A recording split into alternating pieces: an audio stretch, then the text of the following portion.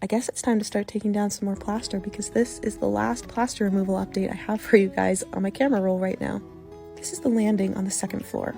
Because this room connects to the staircase, I only had 3 walls to do, which made it a pretty quick and easy process. As usual, the hardest part was around the window, but even that went pretty quickly.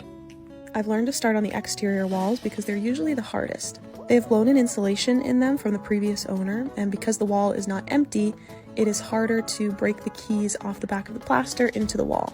So exterior walls require a bit more scraping than these interior ones do. In a second, I slowed a clip down so you can see what it looks like in real time when I'm pulling off the water-damaged plaster. You can see below where I'm scraping now, the plaster is already fully separated from the wall. So really all I'm doing when scraping is breaking it up into smaller pieces that will fit down into the chute. If I hadn't hit it with a sledgehammer, I probably could have pulled a huge section of this plaster off all in one piece. And here I am just pulling the parts that I can reach down with my hands to show you how easy it comes off the wall. This is a great example of why I am taking the plaster down.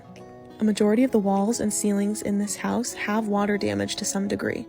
Most of them are beyond repair and would have to be fully replaced, and the sections that could be repaired are so minimal that it's not worth keeping those small areas.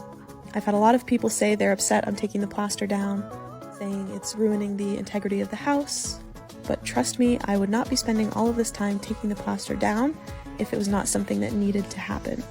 I did a lot of research, I got quite a few opinions, and this is the right move for my house. I totally respect it if you would have done it differently, but I just wanted to take a little bit of time to better explain that, since I get quite a few comments about it.